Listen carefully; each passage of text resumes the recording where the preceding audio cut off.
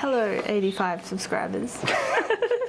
We've now been here a full month and we're going to do a breakdown of our cost and expenditure of what we've spent, and then we'll kind of break it down into just like the 1 month mark as well.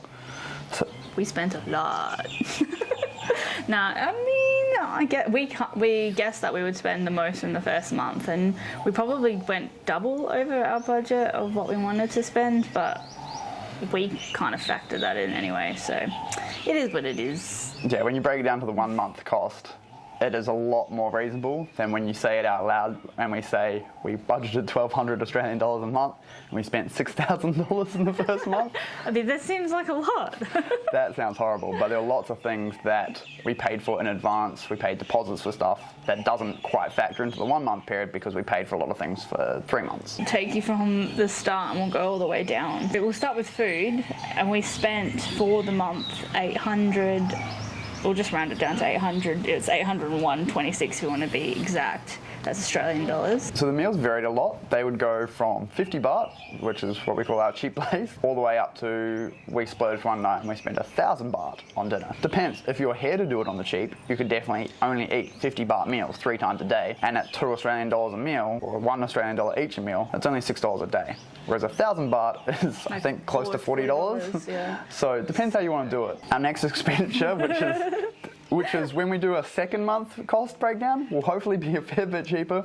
We spent just over $100. We spent $100.75 on snacks and coffee. That's not too bad, because you can spend like 50 baht for... If you go to somewhere nice, it's 50 or 60 baht per coffee. $2 a drink.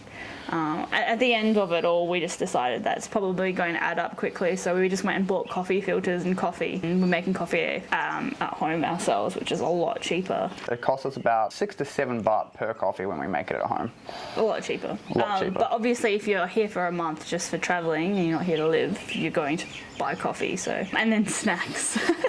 I think anybody that has come to Thailand before knows that you can buy lots of snacks at 7-Eleven. Depends on how much you want to snack. If you want to snack a lot, you're going to spend... They're still cheap, like 20 baht for like a snack. Other things is because we've moved here permanently, we've had to buy things that usually if you're staying in a hotel for that 1 month or however long you're coming here, you wouldn't have to purchase. A lot of like Toiletries, obviously staying in a hotel every day, they bring you fresh soap, fresh shampoo, body wash, all that kind of stuff. But we had to buy Toiletries. So we spent 1,750 baht, which is $73 Australian on Toiletries. Water and electrolyte. We have been buying like 6 packs of 1.5 litre bottles of water like every couple of days.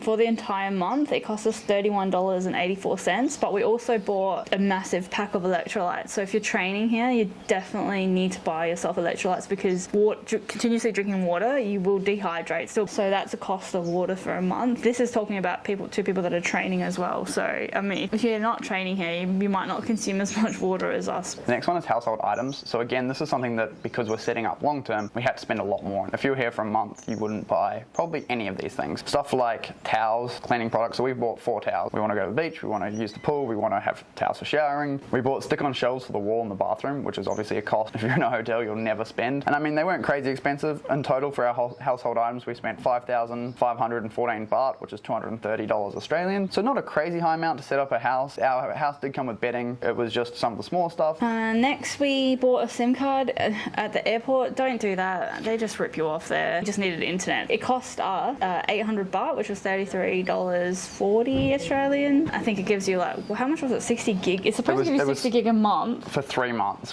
Just go to 7-Eleven unless you're really desperate and you need internet for some reason from your taxi to your hotel, you can obviously get it. But if you can wait it out, just go to 7-Eleven. All you have to do is like bring your passport and they can get you a better deal for a SIM card. So one of the big things that we kind of knew about coming in, we didn't really do well planning ahead for, and this is another one that if you're moving here, this is kind of more of a big deal, is when you withdraw money, there's ATM fees, and it's not usually $2 like it is in Australia for us. It's 220 baht per withdrawal. It's $10 per withdrawal Australian. And that adds up really quick. The ATMs have a maximum withdrawal, most of them, of 20,000 baht. So every time you want to pull out 20,000 baht, it costs you $10 Australian plus possibly your transfer rate. Paying for stuff like our rental, our scooter, our visa, these big things where you've got to do more than one ATM pull out. Just paying for our visa alone, we had to pull out twice, 3 times for an ATM. So that's cost us 30 extra Australian dollars just to pull the cash out. We don't really have a workaround around this. 1,280 baht, which is $53.40 Australian, and that's just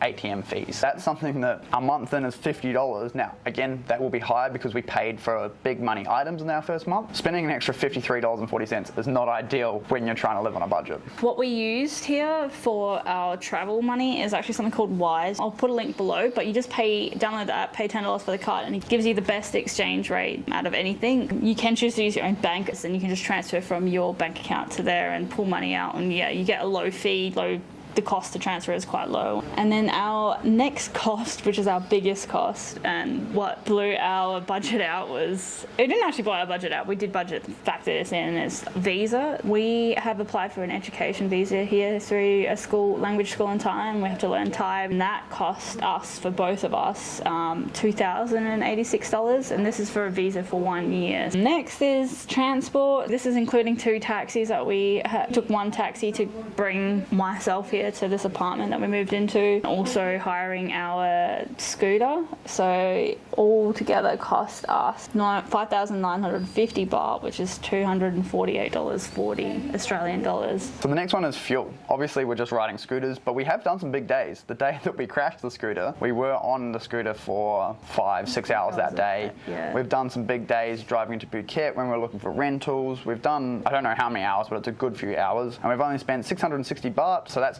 $27.55 Aussie.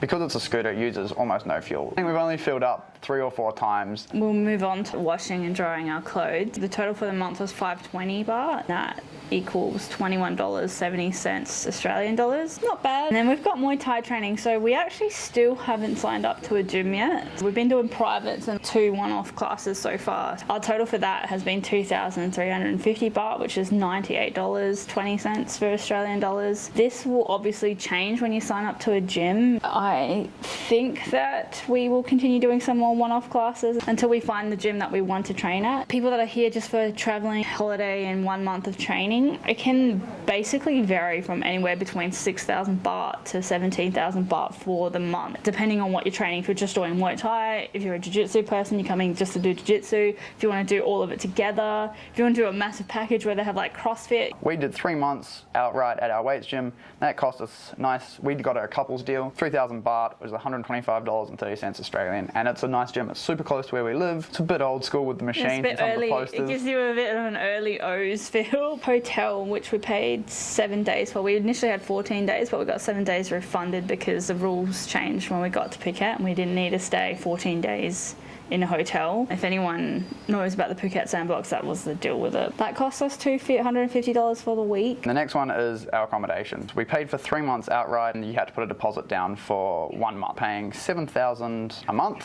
We negotiated it because we paid for 3 months. We got a bit of a deal on it. We paid $21,000 for the actual rental, and we put it down a deposit of $7,000, which, as long as we don't put the place down, we'll get back at the end of the 3 months. If you're here for a month, we actually kind of recommend that you go onto Airbnb. Here in Thailand, you can do month rental accommodation through Airbnb, and you can actually get pretty decent apartments starting from $300 Australian a month, and it can go upwards depending on how nice of a place you want. We haven't had one drink while we've been over here of alcohol. I mean, we've had enough of a blowout with food and snacks. We didn't need to spend money on alcohol. If you plan to come here and party, that's going to be one of your biggest costs. Yeah, like, it's still cheaper. Yeah. It's still cheaper than partying back home in Australia or overseas. It will add up quick, and then then you've got to pay for taxis. Don't ride a scooter blind drunk. If you're planning on partying, that's an expense you'll have to work out yourself. We haven't even been out, so we couldn't give you the average cost of going out for a night drink. Something we haven't put in this budget, because obviously it's going to completely change for every person depending on where you're coming from and everything like that, is flights. That's not part of your in-country budget, but obviously it's something you've got to spend to get here. We decided to give you a monthly breakdown if you're coming here on a training holiday just for a month. I figure most people that are actually watching, not everyone's going to be moving here to live here in Thailand, so we came to a total of $3,000, and that is at the upscale of training, the most expensive package, and we chose like a probably a fairly average priced hotel, which is really a decent hotel, 3.5 star, pool, nice clean room. We included food and laundry as well. 3,000, but obviously they can go up or down depending on if you choose to do like cheaper training, if you choose to stay in a more expensive place. It really varies, but like that is probably the midpoint, is $3,000. I'd say Australian dollars. Any budget can make it here. You just get to choose how you want to live. You can live here on like 600 Australian dollars if you're just one person on your own for a month. Like, definitely, there's no doubt about it. We haven't really done much in the way of entertainment activities that are paid here. There's lots of things you can do. The national parks you got to pay to get in. There's obviously going to the movies. There's going out. Yeah, so you're gonna go do different activities, and they're gonna obviously gonna cost money. So next month we will probably do another like small quick video just to break down the second month. So it's obviously going to be a lot cheaper than our first month. If you want a copy of the budget that I created, it's just on Word. It has a breakdown of every single day for the entire month and every single thing. Just comment below and I'll get you a copy of it. This is the full breakdown sheet of everything we covered in this video, plus a few things. So there's a couple of things in here that we didn't cover. One of them was the medical, which was 2,000 baht, $83.50 Australian, and that was a physio trip. The other thing was incidentals. I managed to, while we were on a run, drop Evey's phone, so we went into Samsung store and we got that fixed.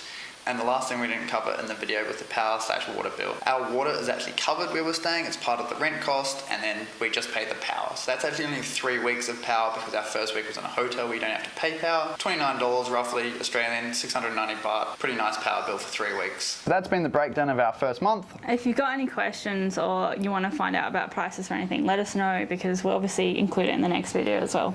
Thanks for watching. Peace.